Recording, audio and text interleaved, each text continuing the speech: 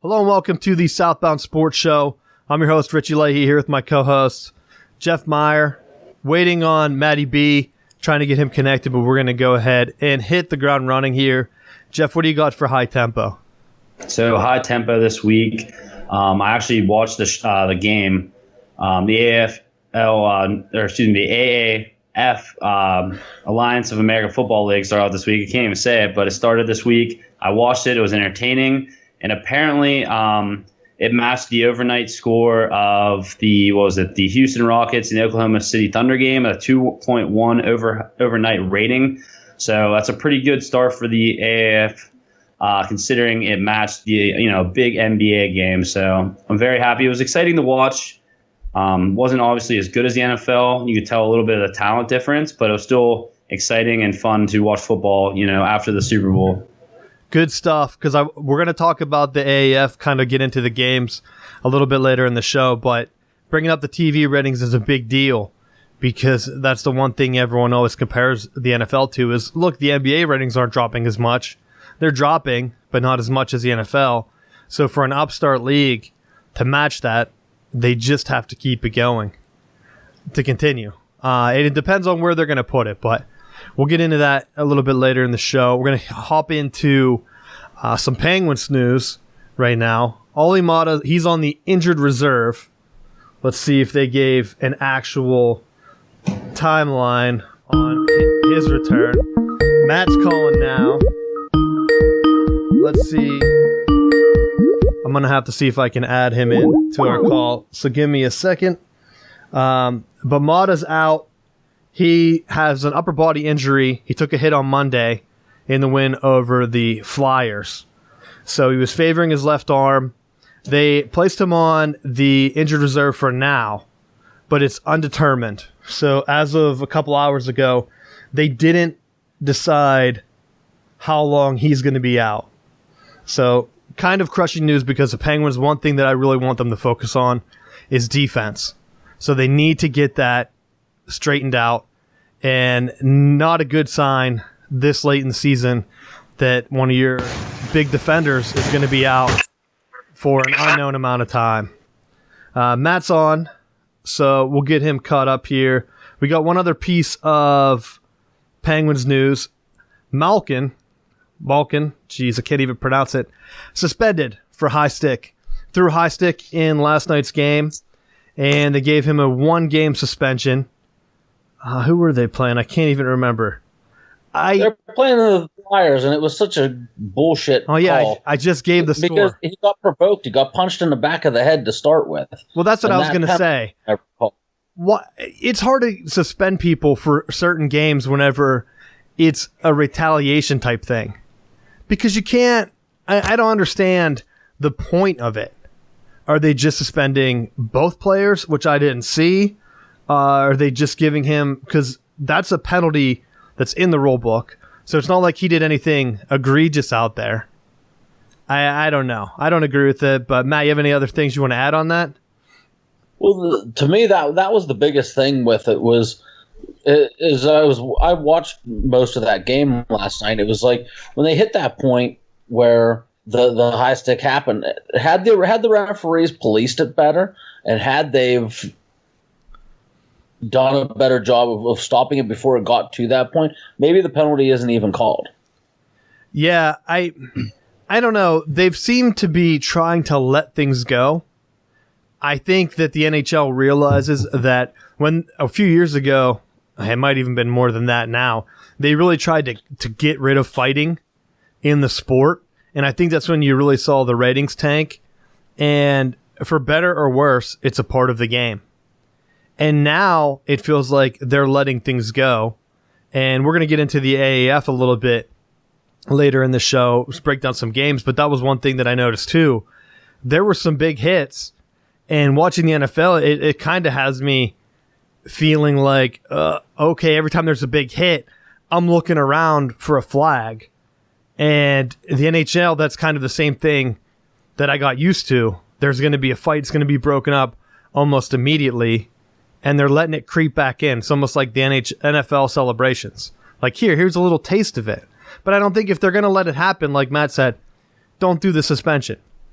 It makes no sense to me. And a 1-game suspension is nothing. Like, let's be honest. That's kind of just a waste of time. In an 82-game season, it's just like a day off. So, I don't know. Anything else you guys want to add on the Penguins? They did slip a bit in the standings. 4-5-1 in the last 10. And what are they? Fourth in the Metropolitan. Yep. But right there in points. So you just got to make the playoffs. Sitting in a wild card right now. And I mean, tied with the Blue Jackets. An Ohio team, of course, so I hate them. Get it done. Win. Got a couple more weeks to go in the season. What was it, 2 months now?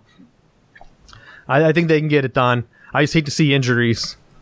So hopefully that doesn't hurt too much going forward. Since you got on late, Matt, you got anything for High Tempo? Well, I think it kind of ties in with our AF stuff.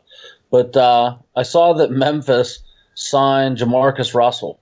So if I watched a couple of the games, I believe Memphis was the one that had the Penn State on there. And he played so horribly that they pulled Jamarcus Russell out to try to give them something better. Well, to be honest, I'm surprised they don't try to bring back names like that to begin with. Like, if I was them, I would reach out to, and I don't know how much finances are backing this league, but reach out to recent stars. You could grab, say, Terrell Pryor. Like, what are you up to these days? You playing receiver? You want to play quarterback again? Get some guys that are going to be playmakers. That was one thing I had talked about Denard Robinson being in the league. They stuck him at running back again. Let the dude play quarterback. Well, what is the difference? You said you wanted a high-scoring league. Show it to me. But we'll break down those games later in the show. Speaking college, Ole Miss finally got their wins vacated, and not really anything. To me, Ole Miss had awful seasons.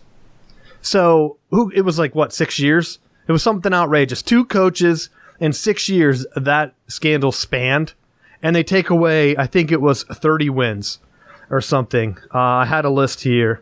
So it was all wins from 2010, which was 4 wins, 2 from 2011, 7 from 2012, and 5 from 2016.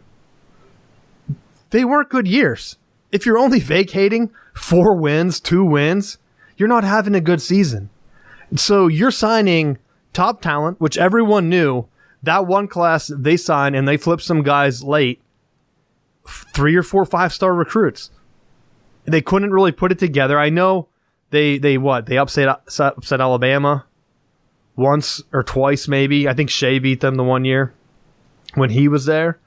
And I did miss a year. All wins from 2013 minus the Music City Bowl, which doesn't make sense, as well as all wins from 2014 except for Presbyterian. So another 8-win season, or I guess 9-win season. They vacated 8 of them. Why? Why does that even matter? Unless you're Michigan or Notre Dame and you have the most wins of all time and you're battling for it. And I feel bad for Notre Dame. They vacated wins from them for that one Tudor thing a few years ago. That kind of killed the race for the highest win percentage. And I was hoping that the NCAA would give them back as kind of a motivating factor, because now by default Michigan has the most wins because the only team that could match them in winning percentage was Notre Dame, and the NCAA decides to take away wins. And I think that's the dumbest punishment. Punish by taking away scholarships. I don't care if it hurts the current team or the current coach. That coach signed a contract. And if the school's going to cut or fire a coach because he's coaching under sanctions, they're not going to get another coach anyway. It's going to actually penalize the school. Vacating wins does nothing. Ole Miss could go out and cheat next year. They don't give 2 shits about 6 years, or was it 4 years ago now? But I want to get your guys' thoughts on this. I'll start with you this time, Jeff. What do you think of this scandal?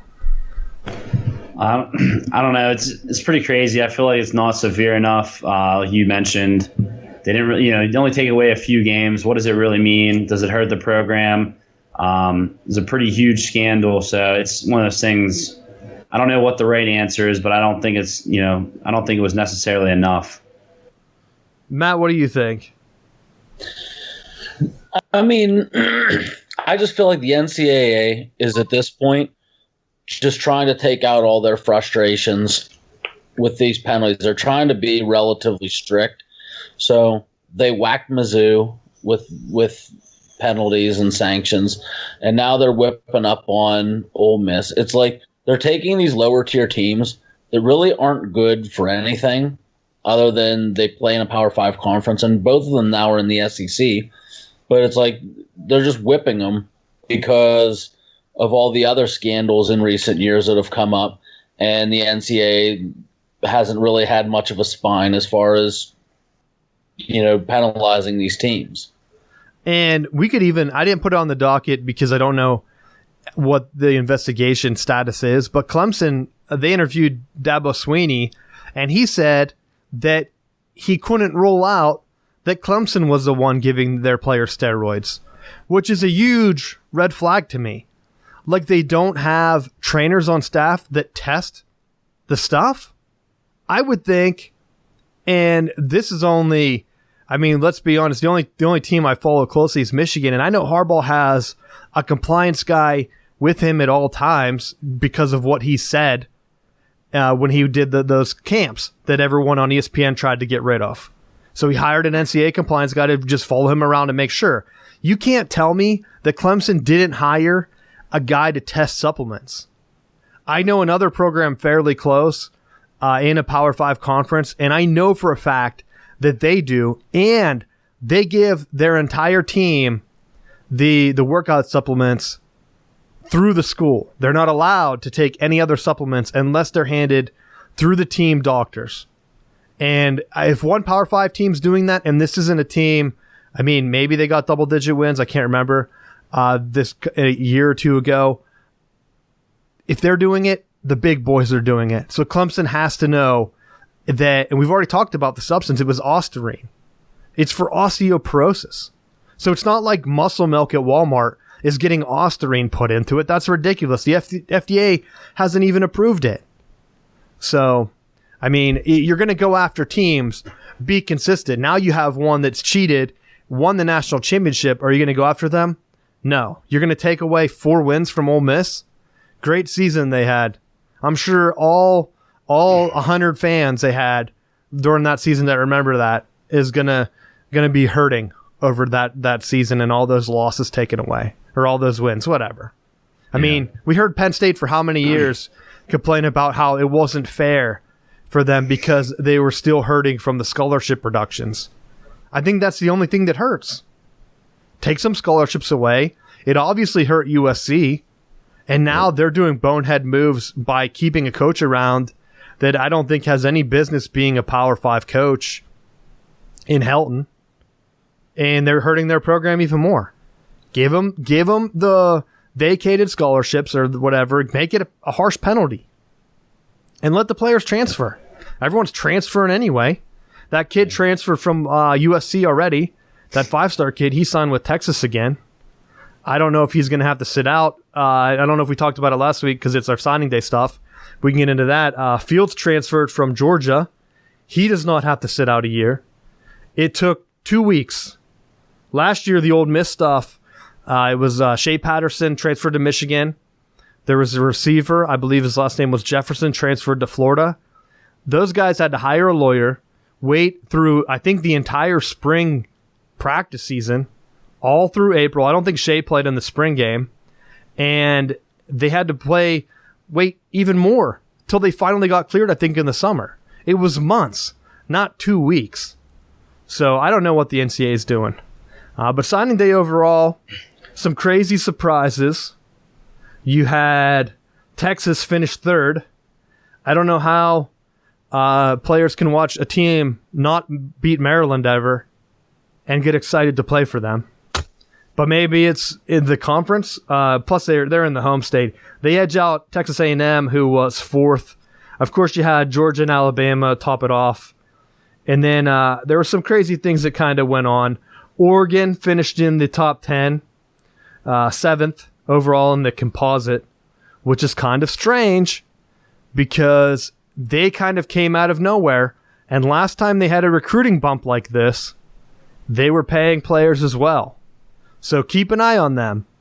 I'm not saying whenever you see a team come out of nowhere that didn't have the best season, don't be shocked if something comes up. The only thing that they could be riding possibly is the fact that USC's down. But Washington's up. If I'm a recruit and I'm on the West Coast, I would say Washington, or even Washington State with Mike Leach, is more attractive at this point than Cristobal has Oregon. But we'll see. They led. And then the last tidbit, Florida State, and Miami, for the first time ever since they started to do the composite rankings, none of those teams has signed a 5-star recruit for the first time. Normally one of those can keep one of the Florida kids at home and get them signed in. And with that, Matt, what are your thoughts on Florida State and the ACC recruiting this year? As far as Florida State was concerned, I was happy with where they're at, considering they missed the bowl, considering they had a terrible season, and there were so many issues going on with the program. To finish, they finished at 13, but I think all in all, that's a good spot to be at for them, being that if they pulled a lot of offensive line recruits, which is what they needed. If they can get them to function with any kind of cohesion, you're looking at getting back into qualifying for bowls. I don't know. I'm not going to say go out on a limb and say they're going to be qualifying for the playoffs, but take steps in the right direction to be able to get those 5-star guys back into play. Qualifying for a bowl should not be a goal at Florida State, Matt. That should be a given. But you know what?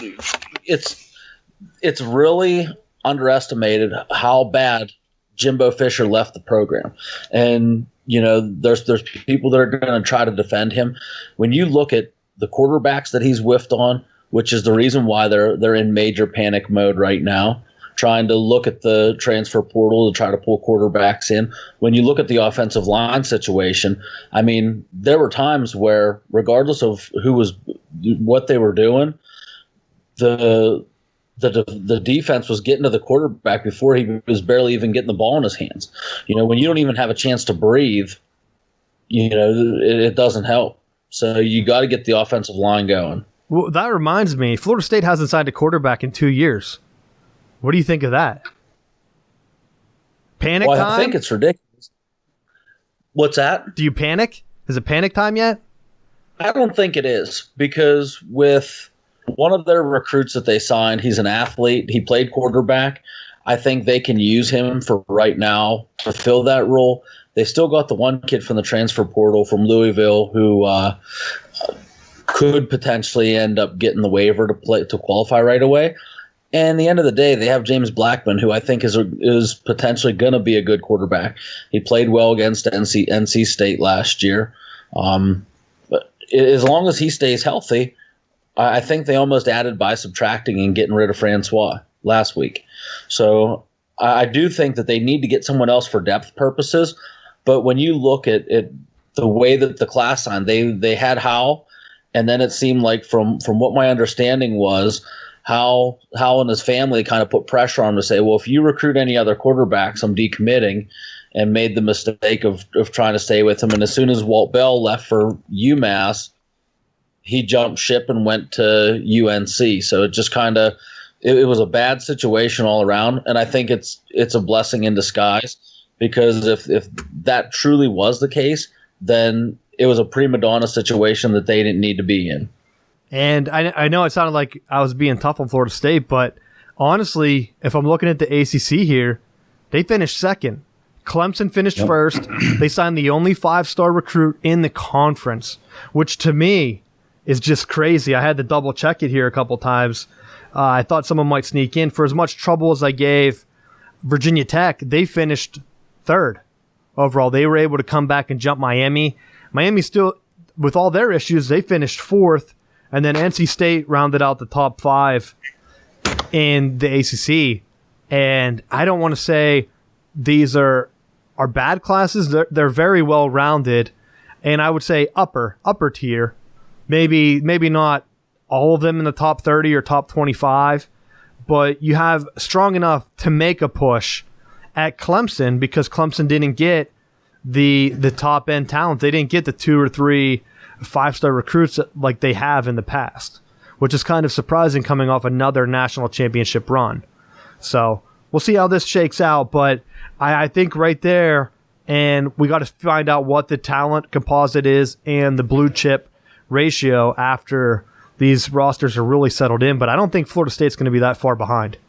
But, there's one of the things, sorry to cut you off, there's one of the other things, though, that you got to look at with these rankings, and there's 2 parts to it. Number one, when you get these kids from the transfer portal, it's not going to affect their signing class rate. So you can look at these signing day whatevers, and at this point, you can piss in the wind with it because from year to year now, it's going to be open season for people transferring in and out.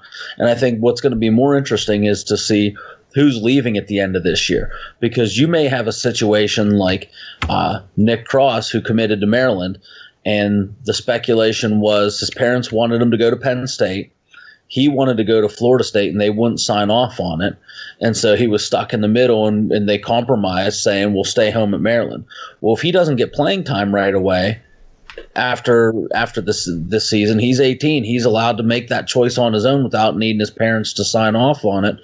Play that year. If it doesn't go his way, he could always end up transferring. Yeah, could. These are the freshman incoming recruiting rankings. We've got to see what the actual talent composite is. That's the only knock I have on the blue chip ratio, Matt. They haven't been using transfer rates either. And that really hurts whenever you get a high impact guy, like when Shea Patterson transferred in. That's a 5-star recruit, or even like Baker Mayfield transferring to Texas Tech, and whoever they had before that. They had a couple big transfer guys, and not counting them, I think, really hurts. And with the transfer portal now being a thing, I really hope they reconsider. But right now, 24/7 does a great job putting together, when about the first week or so of the season, they get the final rosters and they go back through and rank every team. And that's where we came out with if you go back on our Twitter, people still like and favorite that tweet because you're able to see who has enough talent on the top end to not only make the playoffs, but win the national championship. Circling around to you, Jeff, what do you think? Pitt finished, 12th in the ACC? Yep. I'm disappointed. No 4 stars, no 5 stars. And I know it's not all about the stars, but really you can't beat Wake Forest or Syracuse. What are your thoughts on that? Yeah, I think the ACC is pretty interesting. When you have Clemson and Florida State being the top 2 teams, and they're both in the Atlantic at 10 and 18. Then you go to the Coastal, Miami, Virginia Tech. I think what 24/7 had Virginia Tech at 26, Miami 28, and then NC State 29. So those are the top 5 teams. Pitt's the whole way at 55. And Pitt represented the Coastal in the ACC championship this year. So to me, the Coastal's bad.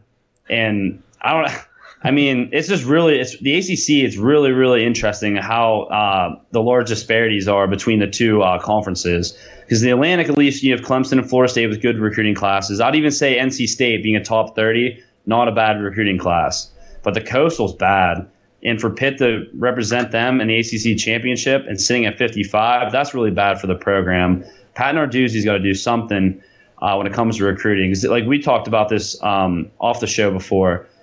You have Boise State at 50. How is Boise State out recruiting Pitt and some of those other schools? I mean, if you go towards the bottom there, you're sitting at Maryland's at 46. They shouldn't be out recruiting them. Colorado is at 45. No way should Colorado be out recruiting Pitt with its prestige, 9 national championships.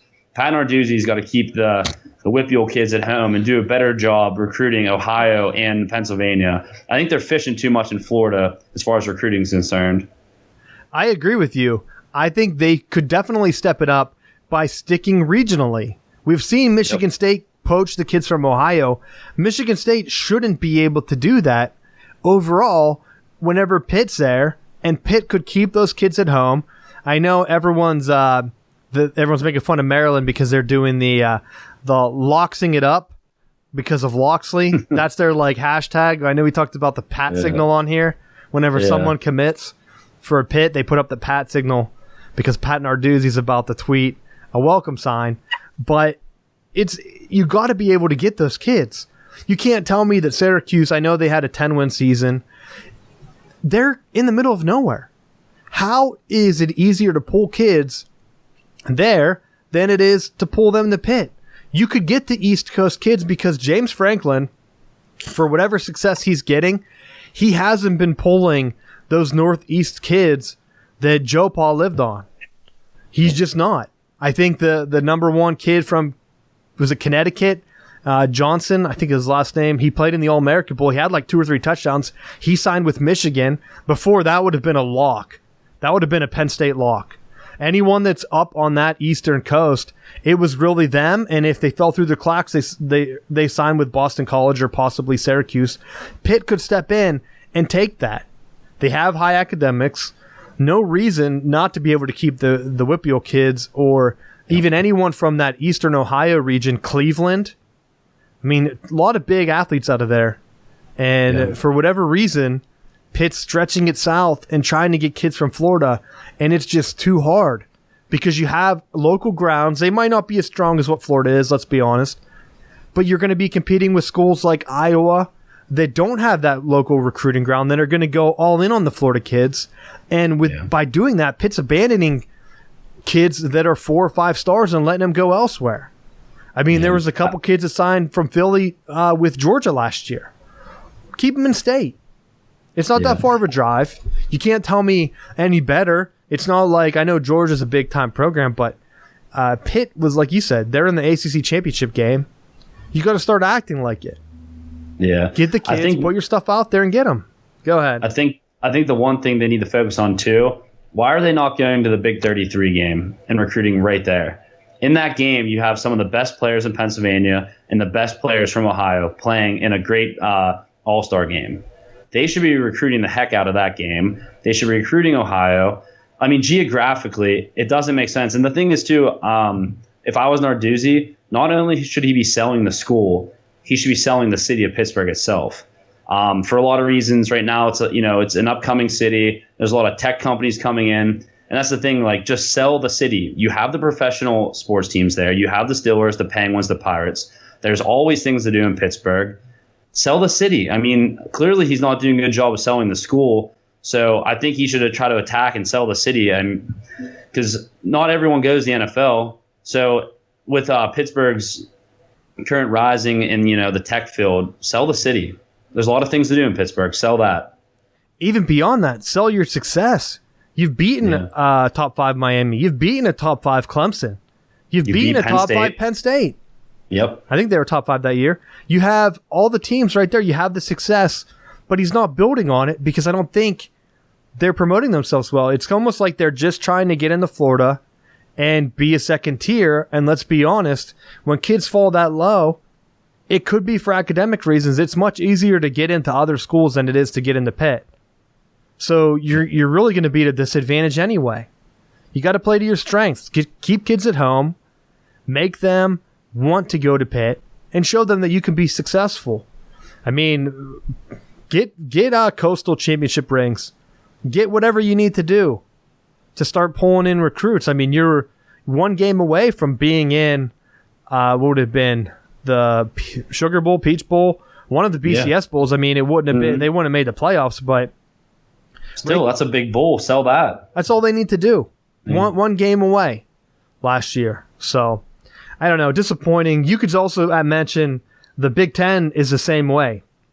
You have the big 3 in the East, and then until you get to the West, you have to look all the way to number 19 with Nebraska. And then after that, Purdue at 25. So, the Big Ten East is setting itself up for another gauntlet. You had Michigan finish 8th overall, 2 5-stars, 14 4-stars.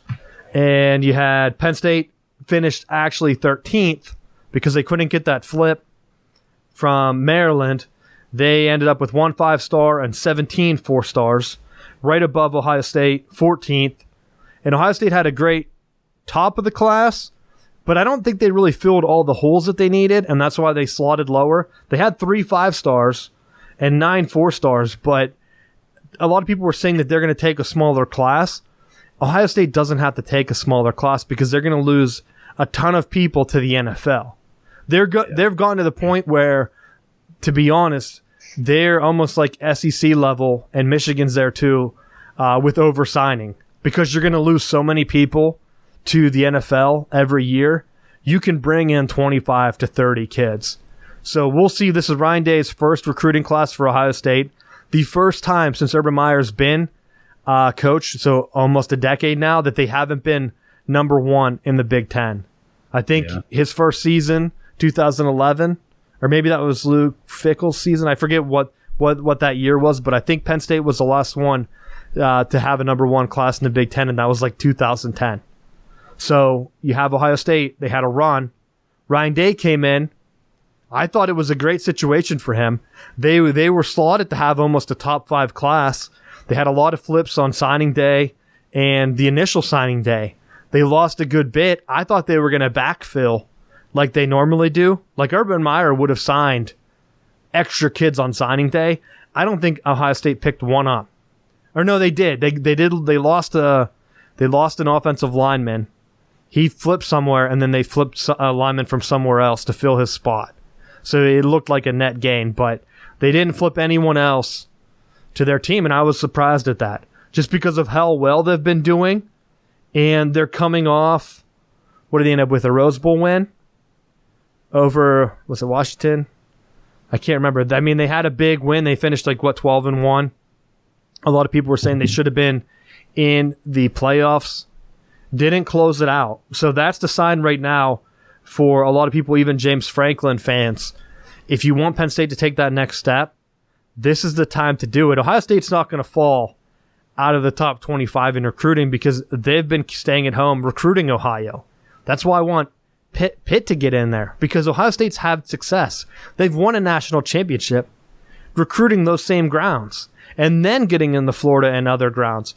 They don't really recruit as nationally as some of the other teams do, but they're able to get it done. So Big Ten, definitely it's going to be East heavy again, and new coaches. We'll see what happens, but I think that's all I had for recruiting day. Not a lot of big surprises. It was actually very boring. So anything else you guys want to add? I just had one quick point. I know we don't talk about the Big 12 very often, but I think it's important to note Oklahoma with making the playoffs this year. They were sitting at 6, Texas at 3. I think you mentioned that. And then the third best team in the Big 12 this year, in my opinion, was West Virginia. They had the head coaching change this year. They dropped to 49 overall. So they had a really, really bad recruiting class this year. They're sitting at 7 in the Big 12. So I don't think WVU is going to have they're definitely not going to have the recruits they've had in recent years, and I think their play is going to show next year. Well, I'll be honest here, and this could be, you can classify this as a hot take, but West Virginia is one of those schools that uses its academics to its advantage. And so what they're able to do is they're able to look like they have a low recruited class, but a lot of those guys don't get reevaluated. And that you actually reminded me that I had a post from the Maryland 24/7 Sports Board. Loxley was flipping a bunch of guys trying to do it and bump his class up, but you said earlier in the show that they finished in the 40s. Mm-hmm. They actually had a stat. After kids committed or signed with Maryland, they usually dropped in the rankings. So here we go. First kid, and they don't have names on here. First kid dropped 314 spots, 138 spots, 348, 94. One kid dropped 1,159 spots, 511. And I can keep going. So once they signed with Maryland, they dropped in the rankings, dropping their star total, and also hurt them. So that's where you get the business of signing day. These kids were rated high their sophomore, junior year. They went to a camp. So how it works is once they get invited by more and more teams, when the blue bloods, they say, come in, the Texas, the Ohio States, the Michigans, the USCs on the West Coast, and the Alabamas in the South, Florida, even Florida State, when they get the recruits on campus, there's more eyeballs on them because they invite other schools. I think Michigan has like Eastern Michigan there, Western Michigan, all the MAC schools come to their camp. So a lot of these kids, they went early to a camp at Maryland, got some eyeballs, they were rated high. Maybe they were at a Penn State camp or whatever state they're from. Signed with Maryland, they don't camp anymore, so they continue to drop in the rankings. I think that's the same thing that happens with West Virginia kids because they're told maybe, hey, you don't have the academics to come here, so why don't you go to so-and-so's camp instead? And they get their grades up, they're able to jump in. It's not a knock on West Virginia. I mean, let's be honest, they're just not going to have the same academic standings as like a Notre Dame recruit. So they were able to pick kids up, but just due to their scenario and their situation, those kids most likely don't get recruited twice. I think if you watch is it the Randy Moss? No, not the Randy Moss one. Because he's from West Virginia. There's there was like a 30 for 30. Maybe it was the Miami one. Because they talked about recruiting down in some of those poorer cities too. Because if you don't have a night camp, isn't going to come into the poorest spot of the town, so they might not get to evaluate some of the athletes, and that's what Miami lived on. They thrived on that when they built their program up. Kids that they weren't getting looks from the bigger schools, from the Floridas or whatever down there, they were able to snatch them up because they were local kids. That's what West Virginia has made their money on. Getting kids that were getting passed over for whatever reason from Pitt, Penn State, and then those kids hate those schools, so then they're able to upset the top-ranked teams because they came to play and they want to make a name for themselves. So I wouldn't put too much stock into West Virginia's ranking. Anything else you guys want to talk about recruiting-wise? Well, I think you see, I mean, even with the SEC, when someone commits to the SEC, they get a star bump. And I think you were kind of alluding to that. You know, some of those guys, if they commit to LSU, then they get extra stars.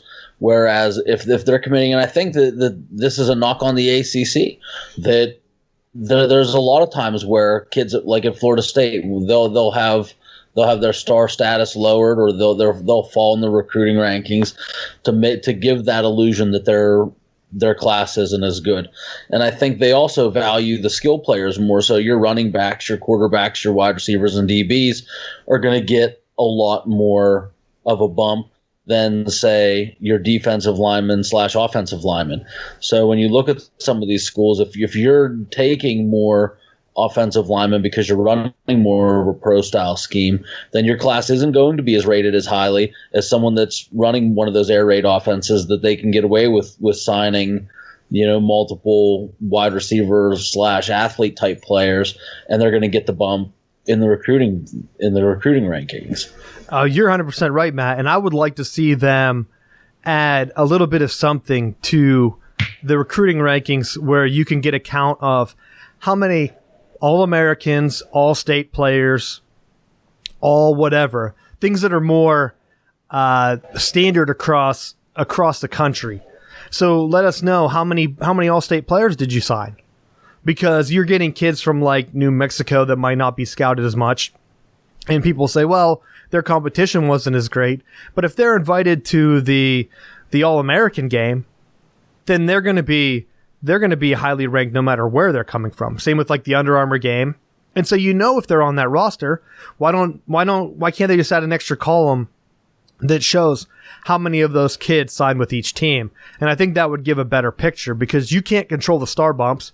We even talked about one from the first signing day. There was a defensive end that, and I'll be honest, this was kind of in Michigan's favor. It looked like he was going to sign with Michigan whenever Jeff Brom was rumored to leave for Louisville. He ended up staying at Purdue, and he dropped, I think, out of the top 100. He was almost a 5-star defensive end. He dropped all the way down to like 94 or 100 as soon as he signed with Purdue. And I think he might even be their highest ranked signed kid right now. So I could bring that up quick because I'm on the Big Ten page. I had it up as a reference. But is there any reason for him dropping? He played in the game. He dropped all the way to, they brought him back up. He dropped to 59th. But I want to say he was like 24 when it was rumored that he was going to sign with Michigan. As soon as he signed with Purdue, dropped like a lead balloon. After the All-American game, it looks like they raised him back up. But all you need to know is if you're a Purdue fan, like, hey, we got a kid that played in that game. How many times does that happen for some of the smaller schools? It might not be often at all. I don't know. And last thing I'm going to say on this, 9 SEC schools in the top 20. Give me a fucking break. Don't tell me that. Don't tell me across America, 9 SEC schools. No, the data is skewed. Don't tell me that these are going to be whopper of classes. Get out of here, Matt. That's what makes it better. Whenever Missouri signs that top 25 class, only to lose to Indiana, and then everyone's like, "Well, that was a fluke." That Indiana, that's not a good win for the other Big Ten schools because they're bad. But it doesn't hurt the SEC either. So they just do mental gymnastics to try to give a reason why those other schools can't fill their top 25 classes with wins. And I get it with Alabama and I get it with Georgia because Georgia's was signing the top player in 3 or 4 different states. So when you're pulling that, absolutely, you deserve the right to have that. But don't tell me your entire conference is in the top 12. It doesn't mean that much. It might mean more in the SEC, but it don't mean that much.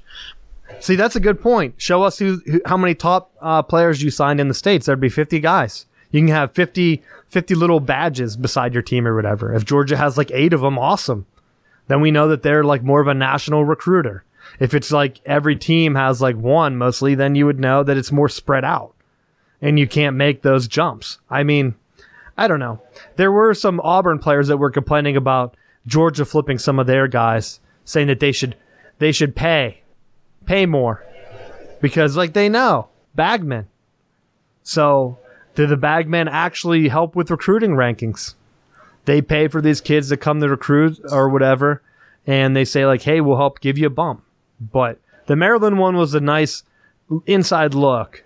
So I'll see if I can find, I think it was a 24/7. I don't know if they actually published an article or if it was a fan post or what, but I'll be sharing that. Let's get into Steelers now. Antonio Brown requested a trade. When this came across today, I'll be honest, I thought he had already requested his trade. And I think he might have behind closed doors. Because we don't know. I thought it was already announced back whenever he was doing the Masked Singer or whatever that was. So we'll see if a deal's close. I would imagine by him going public, it might be closer than what a lot of people are thinking. So I would think he might be on the move within the next week or so. I could be wrong, but we'll see. Matt, you put your head back. You don't like the Antonio Brown move? I think he burned the bridges. I think he's at a point where he can't come back.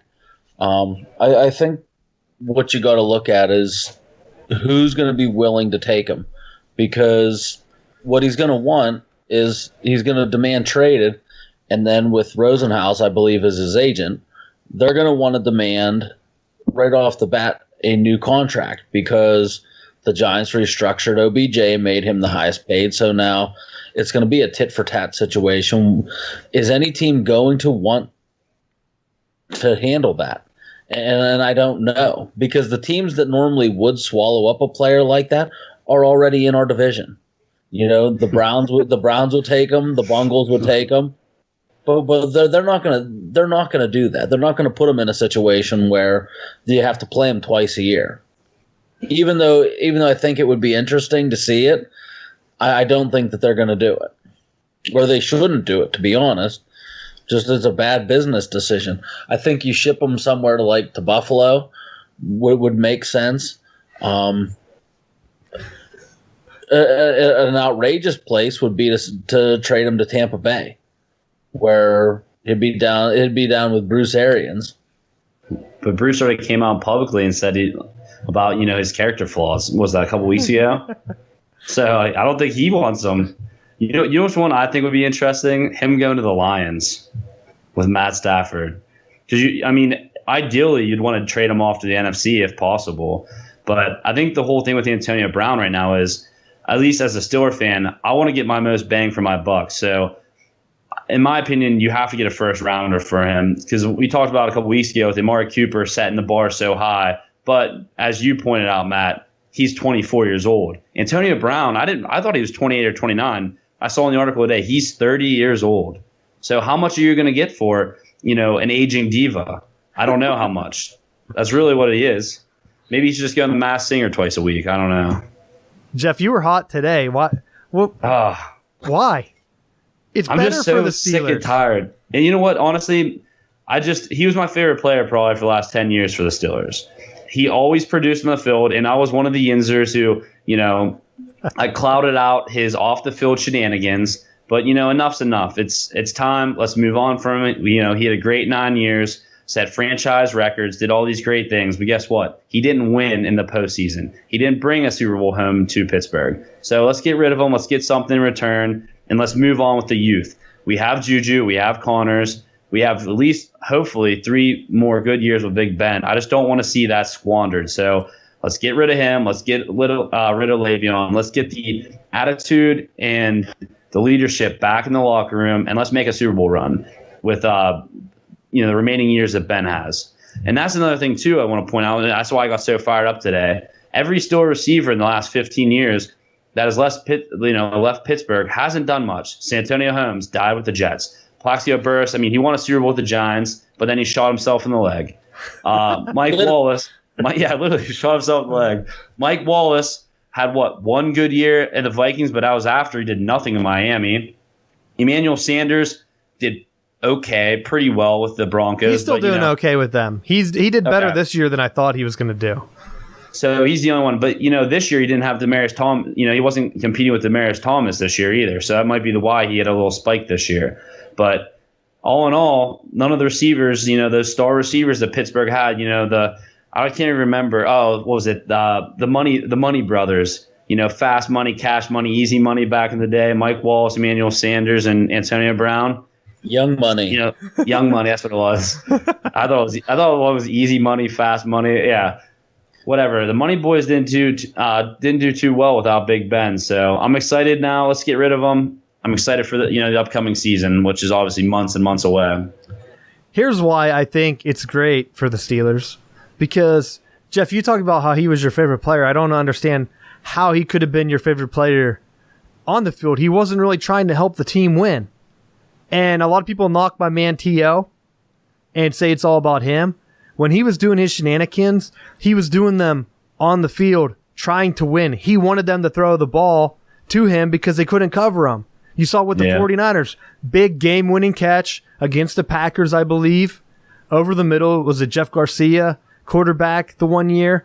In the round, he said, give me the ball. I'm going to score. Scored a touchdown. He backed it up. He wasn't, blowing up, and it wasn't quite blowing up, but he wasn't trashing a hotel room. He wasn't speeding 100 miles an hour down the freeway in Pittsburgh before practice. Wasn't posting pictures of him and his sports cars all day. Wasn't going on TV and doing all the stuff. He didn't do that till after his career, and he was trying to stay relevant. And everyone sabotaged him. And now, they might not say it publicly, but I would be very surprised that any team wants a guy like Antonio Brown in their locker room. Because why would you? Yeah. Same with Bell. Bell's going to be in it for a rude awakening because he's already been caught, smoking weed with LeGarrette Blount. Guess who stayed out of the public's eye after that? LeGarrette Blount. Guess who's been on that was Bell. Weren't they together? No, it was just Bell and Blount. But, hey, he might have been there too. Who knows? Or doing the same shenanigans. That's what I'm saying. Bell was in the public eye. Everyone hates him. Now he's not going to get the contract he wants because no one wants it on their team. Blount, after that incident, stayed out of it. When he won, 2 Super Bowls now? He played with the Patriots and he won one with the Eagles, right? Maybe he didn't win one with the Patriots. I don't remember the timeline. But guess what? He hasn't been in trouble since. Bell is the total opposite. He became a diva. Maybe he was feeding off Brown. I don't know. But those two guys, I think they're in for a rude awakening because there's an unspoken thing between owners where they don't sign players like that for big money.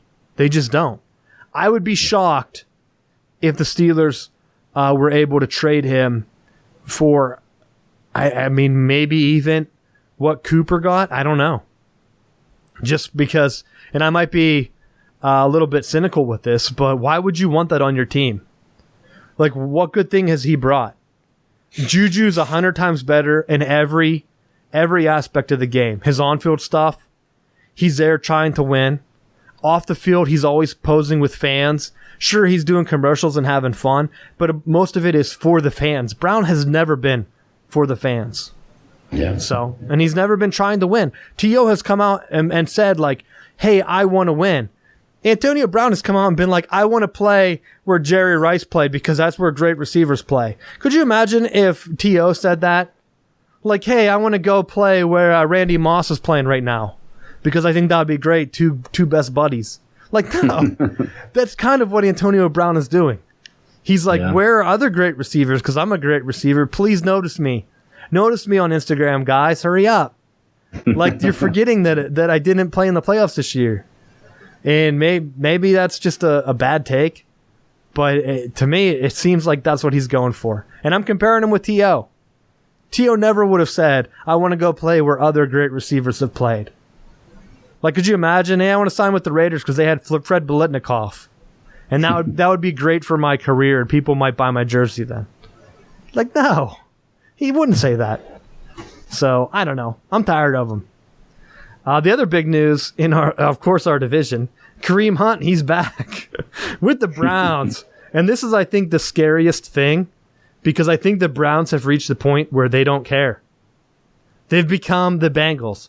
They saw that the Bengals could sell their soul and get to the playoffs, somewhere the Browns really haven't been. Like, I don't remember. Have they ever made it in our lifetime? 2006 or 7. Derek Anderson 1 year. One year. About it. One year. And then before that, it was what, Belichick? Did Belichick? Tim Couch 02, and they lost to the Steelers. Of course. No wonder they hate us. I would say that it almost reeks of desperation, but I don't think it does.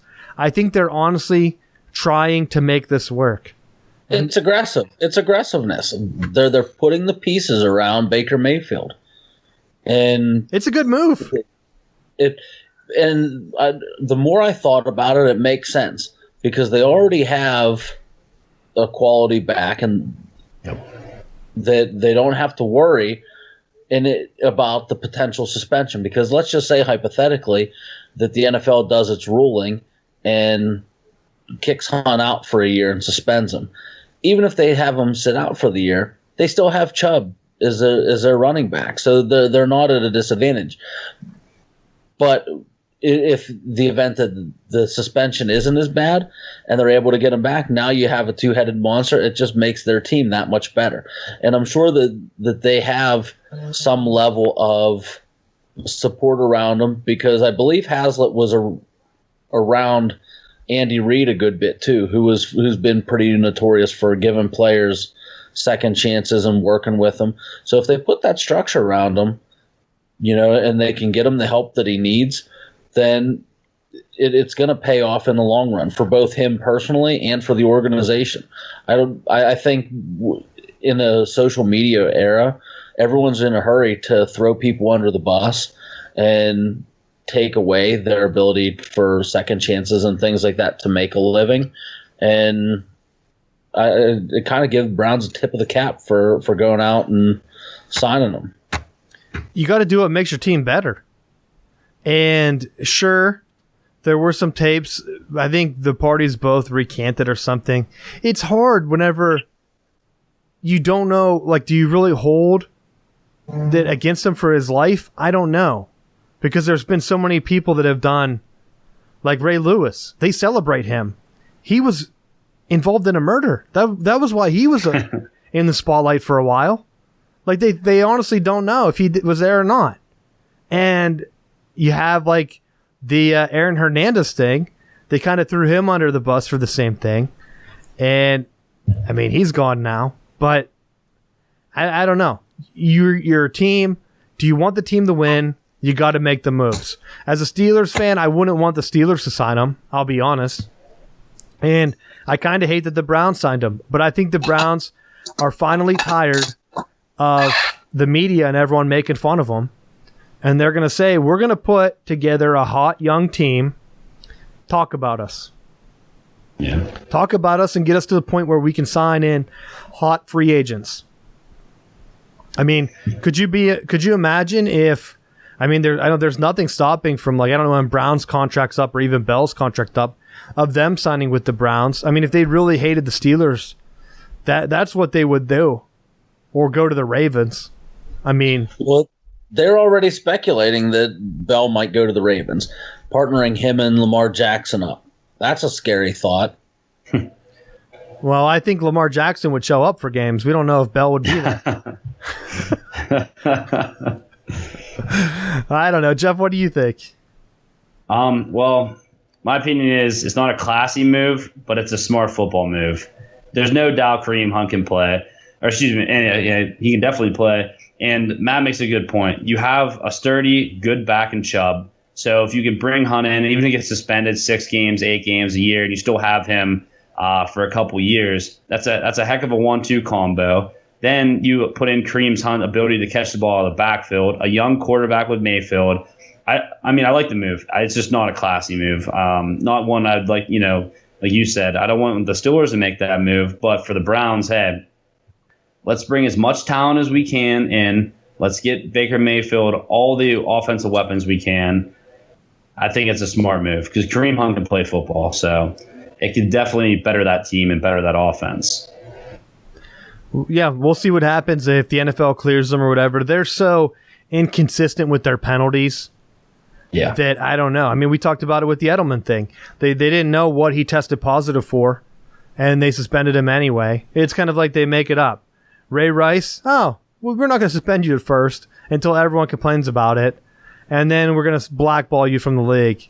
Yep. Get you out. Same with all the other things that are going on. Certain players can get back in. Pac-Man Jones can do 100 different things, and they're fine with him because he doesn't draw attention to himself on the field. I guarantee that's what it is. Same with Blunt. Blunt could punch another player like he did at Oregon, and I think they wouldn't even care. They'd be like, "Hey, you're not drawing attention to yourself on TV. It's okay." Like, I think he would just sign because he's quiet, and he probably listens to the coaches, where Bell was the complete opposite, went the other way with it, and now Brown did the same thing. And at least the Steelers aren't trying to waste Ben Roethlisberger's last couple years with that nonsense. And we talked about it before. Can Tomlin get the locker room back now? I don't know. Hopefully Ben steps up and is a leader that he hasn't been the last couple years. Let's get into the AAF and we'll wrap up the show. Big game. I know we mentioned it earlier. It's hard to tell. My only knocks on the league, it's hard to tell who to cheer for yet. But I did like to see my man Steve Spurrier out there putting some stuff together.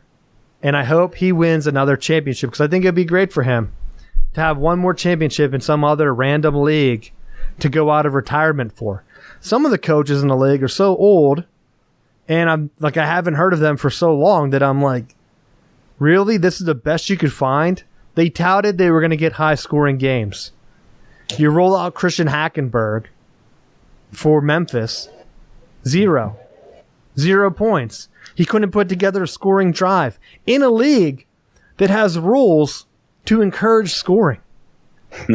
He was so inaccurate at Penn State. I knew he would never make it to the NFL. I think Matt sent me something that where one of the NFL experts were still highly ranking him even higher than Jameis Winston. And you knew Winston was a winner. Like, you got to give him credit for that. And they were like, well, Hackenberg is still has the measurables, which just means he's tall and has like good arm strength. Like, that's all the measurables are for the NFL. These guys don't know shit. Like, you can see that he couldn't throw an accurate ball in college, and that's with the smaller ball. How is he going to do that in the NFL? I mean, that was the worst decision to even bring him back. Like, I would like to see, like I said earlier, give me some guys, bring in Jamarcus Russell. Let's see what he can do. Put him at quarterback. What about some of the other guys? I know, could you imagine if it was a few years ago and you had like Eric Crouch or some of the other Heisman guys that they wanted to switch to wide receiver? Bring them and have them play quarterback. Let it be fun. I was really hoping that they would let Denard run quarterback for a while. Why not? Yeah. Why not? If you're going to run these weird spread concepts with lesser talented players, at least let the quarterbacks go ham. That's what I would want to see. Almost like a bunch of Mike Vicks. Like, try to get Mike Vick. What's he doing these days? Yeah. He was on the Steelers roster a few years ago. I would imagine. Could you imagine if Mike Vick came out and tore up this league and wanted? He was supposed to be coaching. He was supposed to be one of the coaches, and he no-showed. Who cares? Hire him to be the quarterback. I mean, he can't be that slow.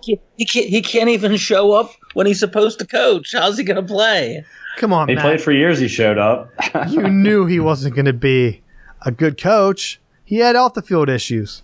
But he could play, sign him up, try to get some eyeballs. That's what I want to see. Get guys like Terrell Pryor that are like kind of journeyman receivers. Who else? There's another one from Ohio State. Not Troy Smith. It was Braxton Miller. Braxton Miller. Get Braxton Miller and his spin move. Get him back out there and see what these guys can do. I mean, there are a ton of them. What's Vince Young up to? Could you imagine like an old tank version of Vince Young running around out there? You're laughing, Jeff. Why? I love it. No, I'm all for this because I watched the one game, and this is the thing they need. Like, now that they know that they can get some ratings, go all in. Get Jamarcus Russell. Get Braxton Miller. Get a Mike Vick. Hey, let these guys play quarterback. I know Trent Richardson, is he on a team? Try to get him out there. Like, get the people who didn't quite make the NFL and just let them have fun. Because the game I was watching, I actually enjoyed watching it, but I hate to say it, I really didn't know what teams are what. They need to do a better job of marketing, get the rosters out there more. Let me know which teams I want to root for. Because the team I was rooting for was Mike Marshall's coaching. The old Rams, hey, we had the greatest no-show on turf last week. Yeah. Hey, he orchestrated the greatest show on turf. Hey, just have fun. I mean, I enjoyed watching some of it, but it would be interesting if you have some of these older guys, Vince Young's. There's so many you can name, but it would be fun. No, I agree. They need to do a better job of marketing it. And the one thing I was disappointed with, I liked the idea going in when they did the regional teams. I'm kind of disappointed that all the teams are in the South now because it really hurts the Big Ten fans, which is a huge block. I mean, let's look at the Big Ten ratings. If all those guys were together, I actually think De'Veon Smith, the old Michigan running back, scored the first AAF touchdown for, was it Orlando? But half the guys are split up. Denard's on Atlanta. You have, Stribling's on one of the other teams. He might be on the Iron. I can't remember. But you had a chance to do like a regional thing. Just put one team a little bit higher in the north. Like, it's not that cold to throw them up there in like Cincinnati or somewhere, or even on the East Coast. Put them in Maryland and let most of the Big Ten players then play for that team. You had the thing in Florida, which I think is great. You're bringing together Florida State, Florida, and Miami fans for the Orlando team. Just do it expanded. There's only 8 teams. Kind of make it all-star conference versus conference. I think they really missed the boat on that. And yeah, that's another thing too. Like with the team names, they should have made them state names. They should have just went with Florida or regions or something, not cities. People don't know where the hell Birmingham is. Like, do people know that that's in Alabama? Birmingham, Alabama. Yeah, if you're not around that area, you're not going to have any affinity for that team. Just make it like a South thing. Do like Gulf Coast, Appalachian Mountains. Could you imagine if we had an Appalachian Mountain team? Like, just make it a regional thing if you're going to do that. And then fill it up with all. We're doing this so we can teach social studies. Calm down. People know where Alabama is. Yeah, but you're not getting what's happening is you're not going to get the loyalty. I think when pro sports were first formed, like in the 1900s, people had to travel to the games by train. So they had to know which city train to get onto. Like, where the hell am I going today? Oh, Pittsburgh. So going to a Pirates game. Let me make sure I got the right train ticket. You don't have to do that anymore. So at least give people a cheering thing. I really think that the Carolina Panthers made a great move of just calling their team Carolina instead of Charlotte. because now they can market both Carolina states. Same with the Hurricanes. You can try to push that market. And that's kind of the only disappointment I had. Like Jeff said, you don't know who the players are. You tune it in. You're like, am I really going to care about San Diego or wherever these teams are, Salt Lake City? Like, just name that team Utah and California or Cal or something like that. I know they might get in some trademark stuff, but I think they really missed a boat. That was the one thing. I do like the speed of the game with like the no commercial stuff that they're really trying out, and I hope that it works because I could see them bailing on that. But we'll see how it goes. I do want them to put more stuff on the internet. I went to their website to try to find like stats and stuff. They had a GPS tracker, which was cool, but show me like player faces and things. I thought it was very hard to find stats other than just names. Make it more interactive so that we know who the guys are, and bring in names. And that's the last thing I had for me for the show. So anything else you guys want to add for the AAF? Interesting that they went with starter for their uniforms. Yeah. Nice little throwback to days of yore, seeing the old starter uniform. Wonder if they're going to have some jackets come out. I hope they have some jackets come out. I think that that's another thing that they could get into, because by throwing that out there, I thought what they could do is go lax on the trademarks, and maybe they did, I don't know, where you can get a lot of cheap team gear out there.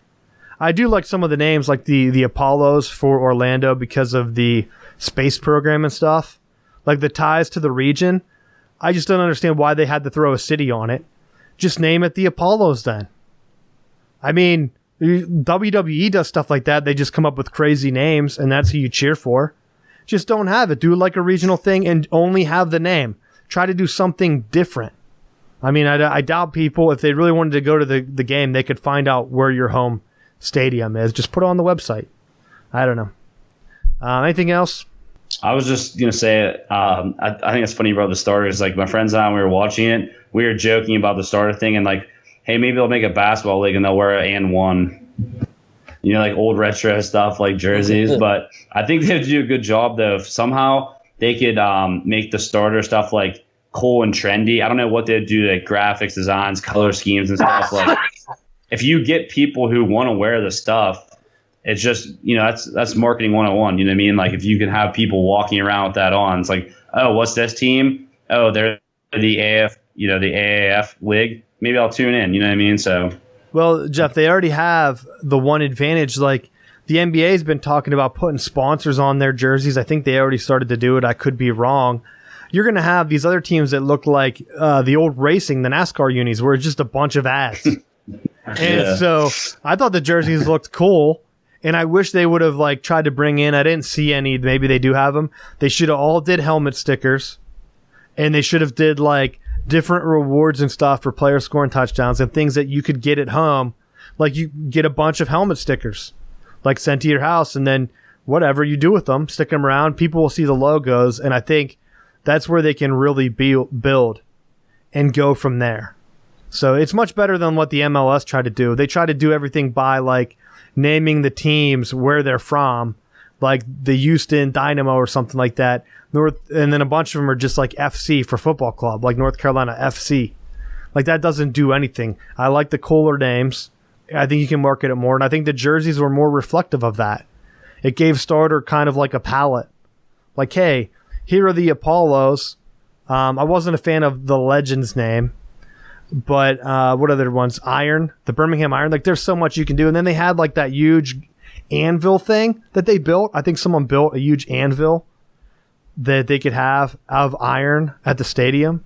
Like, that's cool stuff that you can do when you have cool names. So we'll see. Anything you guys got for the final bell? We'll start with you, Jeff. They might have froze, actually. Are you there? I'll go ahead and go while I'm waiting for him here. Go ahead, Matt. One of the things that I was looking at with the AAF, I thought scheme-wise, they really dropped the ball. Like, I felt like for as innovative as the league was supposed to be, I felt like I was like back in time and it was the mid-90s again. There were a couple games where it was like they're in two back, one tight end, like run it down your mouth football, and it's supposed to be they were marketing it as experimental and developmental. And if the way the NFL is going right now, where they're looking at more spread concepts and they're looking at some different things, I think they dropped the ball by having all these big, lanky, pro-style quarterbacks dropping back in the pocket and throwing the ball up. It just I thought that they missed the mark, and I'm hoping when we see the XFL that they're willing to take some more risks scheme-wise, because I think that's what's going to make the league grow. That's what's going to make it better when you have people that are willing to push. I would have liked to have seen some air raid, seen some spread. Even someone like ridiculous going back to like the single wing or the straight T, just doing something different to just see what's going to work. They brought back Spurrier, and there were a lot of concepts that he ran when he was coaching the Gators that they were running. When with Mike Martz, he was running those elements of his greatest show on turf offense that he put together. I understand you're going to go with what you got, but a lot of these guys, they're playing from an older era, and it was reflective of the way that the game was being played. And I think that was something that they dropped the ball on. I 100% agree. I think what they should have done is try to get younger coaches. You get them, you bring them in, and when you hire a bunch of old guys that used to coach in the NFL, guess what? You're going to get systems that they ran back in the day. And you're stuck with it. That's why I want to see. Bring in the dynamic quarterbacks, and maybe you're right. Maybe XFL will take that approach, because I think that's what they need as a next step. Get guys in there that can play make. I think they really needed to... they needed to kind of do a cross between arena football. Arena football, it's a lot of scoring, but the field's shorter, so there's a lot more game stoppages. I think the actual 100-yard field plays a lot more to the game flow because there's a lot more action because you have more room to do stuff. Where arena football, you're constantly having touchdowns, breaks, commercials, touchdown, break, commercial, bunch of turnovers, touchdown, field goal, break, commercial. And you're just breaking in. It's a ton of breaks, and it's more like an exhibition, where this can actually feel like a real football game, more like the NFL, if they let the clock run, let players run. But you got to get some scoring. You got to run some of that spread, run, Rich Rod stuff. Like, why not hire Rich Rod, Bobby Petrino, guys that were doing it that were kind of like, what's Art Briles up to? Sure, he made some mistakes in college, but like, you're not going to be. Art Briles is going to Southern Miss. He interviewed at Southern Miss. Nah, they shut that down though. Didn't you see that? He interviewed at Southern Miss. The guy really wanted to bring him in. I've heard boosters were trying to pay for him, and then the board stepped in and said, "Oh hell no, we're not hiring Briles. Are you guys kidding me?" So that's what they did. They cut him out. But I mean, that's what they should do. Hire guys like that and try to get a spread run. By running the spread-based run game like Rich Rod had, the clock keeps moving, which means the game's more interactive. It's not a lot of like what they're doing now. Your drop back pass, incomplete because the quarterback's not accurate. The one game had like 3 muffed punts. You're muffing punts because guys can't catch because they're not the best. You got to get into some of that more college type stuff that mid-major programs run. So hire those coaches. So I think that's what they missed up on. All right. I think we lost Jeff. So I'm gonna go ahead and wrap up the show. Anything else you got, Matt? No, just enjoying a little bit of time off due to the cold weather, getting some delays and cancellations. I had snow for like 1 minute on Monday this week. We haven't had any snow down in the south since like December. So keeping it warm. It's been going. It was like 80 last week. So we'll see what happens going forward with this new AAF league. We'll be keeping an eye on that. Hopefully the Penguins can stay in the playoff hunt and make that as a wild card, whatever. It doesn't really matter, and can make a run. But thanks for listening. Tell your friends, like our show, and we will see you next week.